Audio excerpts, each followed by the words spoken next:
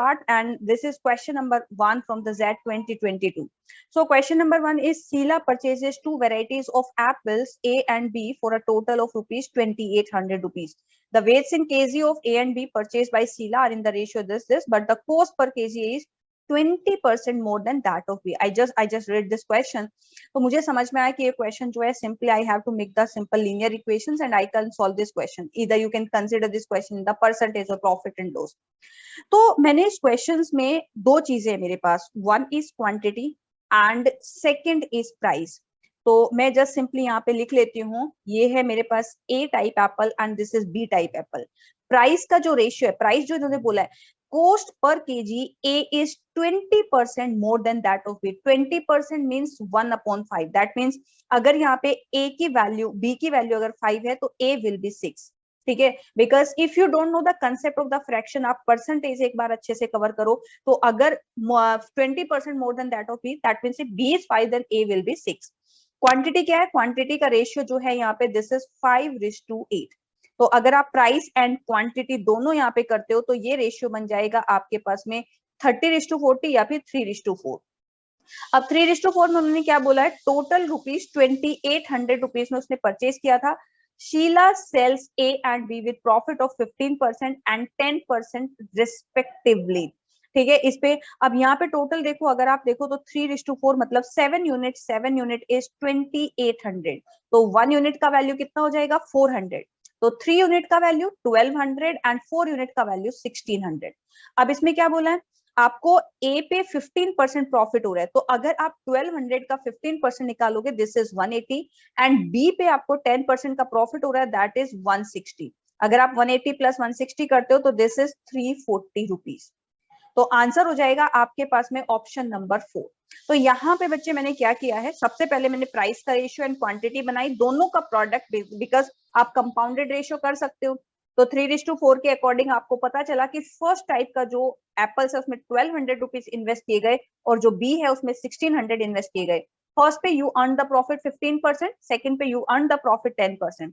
तो total profit हो जाएगा आपके पास 340 rupees. So this was a simpler side question. You can consider this question easy to moderate. तो आपको एक क्वेश्चन स्किप नहीं करना था. भले हाँ, जेट में एक चीज होती है, मैं आपको बता देती हूँ, जेट एग्जाम्स में क्वेश्चन का लेंथ थोड़ा ज्यादा होगा बट क्वेश्चन ईजी होता है. कैट में क्या होता है कि क्वेश्चन का लेंथ कम होता है बट क्वेश्चन थोड़ा डिफिकल्ट साइड हो सकता है. जेट में लैंग्वेज लंबी होगी, ठीक है, पैराग्राफ की फॉर्म में भी क्वेश्चन हो सकता है, बट आपको डरना नहीं. अगर आप प्रैक्टिस करोगे तो आपको पता चलेगा कि एक्चुअली जेट के क्वेश्चंस इतने डिफिकल्ट नहीं होते, बस हमें लेंथ देख के हम लोग डर जाते हैं क्वेश्चन को. अब देखो, जैसे आपके पास है क्वेश्चन नंबर 2. अब क्वेश्चन नंबर 2 का लेंथ मुझे अच्छा खासा लग रहा है, बट जब मैं इस क्वेश्चन को करूंगी देन यू विल अंडरस्टैंड, ओ इतना सा क्वेश्चन था आपके पास में. So question number 2, a supplier receive order from 5 different buyers. Each buyer places their order only on Monday. The first buyer places the order after every 2 weeks. आपके पास 5 buyers है, ठीक है. First buyer after every 2 weeks, second buyer जो है after every 6 week, third buyer जो है वो after every 8 weeks and fourth buyer जो है after every 4th week and fifth buyer जो है आफ्टर एवरी 3 वीक्स अपने जो ऑर्डर है वो प्लेस करता है. It is known that on January 1st, which was a Monday, each of these 5 buyers placed an order with the supplier. ठीक है, on how many occasions in the same year will these buyers place this order together, excluding the order placed in the 1st January? मतलब 1st जनवरी को साथ में order place किए गए, तो 1st जनवरी को छोड़ के बाकी कितनी बार ऐसा होगा कि साथ में आएंगे? अब भाई एक पहला बायर जो है वो after every 2 week, second is 6, 8, 4 and 3. तो this is the simple concept of the LCM. ठीक है, वो सब साथ में कब आएंगे?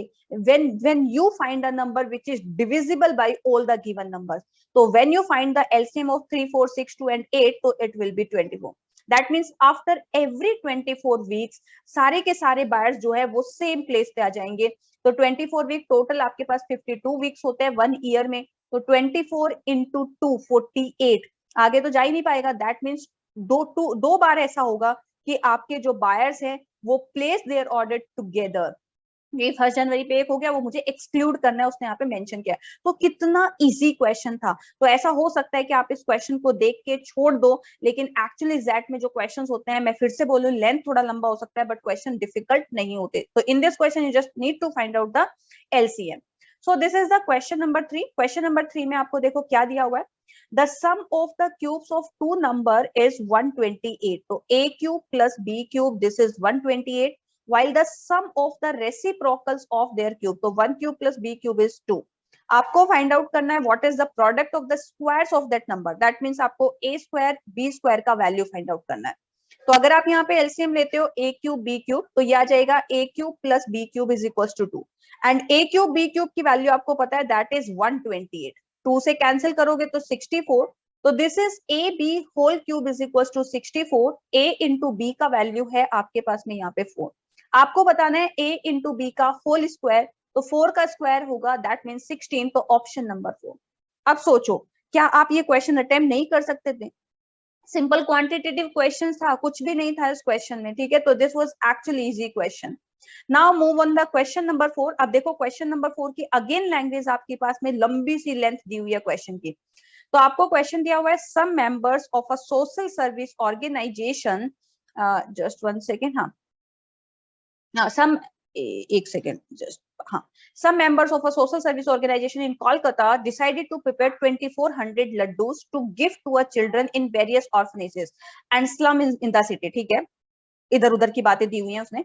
The plan is that each of them makes the same number of laddus. हाँ, तो मान लीजिए आपके पास n people है, तो अगर वो लड्डू बनाते हैं तो पर पर्सन इतने लड्डूस का डिवीजन होगा. However, on laddu making day 10 members are absent. Thus each remaining makes 12 laddus more than earlier decided. तो अगर मेरे पास में 10 लोग कम हो जाते हैं तो 2400 लड्डूस टोटल बनाने हैं, 10 पीपल कम हो गए तो 12 लड्डूस का डिफरेंस आ चुका है. बस how many members actually make the laddoo. आप इस क्वेश्चन को ऑप्शंस के थ्रू कर सकते हो, या फिर आप पहले थोड़ा इसको सिंप्लीफाई कर लीजिए. मैंने n into n minus 10 common लिया, तो n minus n plus 10 is equal to 12 आ जाएगा. ठीक है, तो यहां से आप इसे सॉल्व करोगे 200, तो आपके पास ये वैल्यू बन गई 200. n से n कैंसिल, तो 2000 is equal to n into n minus 10. बस अब आपको यहाँ पे 2000 देखना है, ठीक है. तो आप यहाँ पे देख लीजिए कि आपको n की वैल्यू आप क्या रखेंगे जिससे कि आपका आंसर यहाँ पे 2000 बन जाएगा. आप इजीली यहाँ पे ऑप्शंस के थ्रू चेक कर सकते हो. करेक्ट है. तो अगर आप ऑप्शंस के थ्रू देखो, फटाफट चेक करो. अगर आप 90 रखते हो तो 90 इंटू 80 ये तो नहीं होगा. 50 इंटू 40 यस. अगर आप यहाँ पे n की वैल्यू 50, n माइनस 10 तो 40, तो ये आ जाएगा आपके पास में 2000. तो आंसर हो जाएगा आपके पास 50. How many members actually makes the laddoo. लेकिन आपसे अब का आंसर पूछा है. आप ये तो टोटल जो 50 है ये तो पुराने वाले हैं, अभी पूछा है. तो 10 मेंबर्स कम हो गए, तो 50 माइनस 50 माइनस 10, तो आंसर हो जाएगा आपके पास 40. यहाँ पे कंफ्यूजन हो सकता था. तो एक्चुअली पहले 50 मेंबर्स थे, अब 40 मेंबर्स लड्डू बना रहे हैं. तो option number 5 was the correct answer. Language की लेंथ बड़ी थी बट क्वेश्चन एक्चुअली डिफिकल्ट नहीं था. तो आप लोग ये चारों क्वेश्चंस फॉर रूल सेम होना चाहिए. First pause my video, try to solve by yourself and then check the method कि आप किस तरीके से कर रहे थे, और अगर आपका आंसर नहीं आ रहा था तो कहां पर मिस्टेक हो रहा था. Okay, so in the next video I will discuss the question number 5 to 8. So stay tuned, and if you are new at this channel, so please subscribe my channel for the upcoming videos, and this channel will definitely help you in your MBA journey. So thank you so much guys. Bye bye, take care.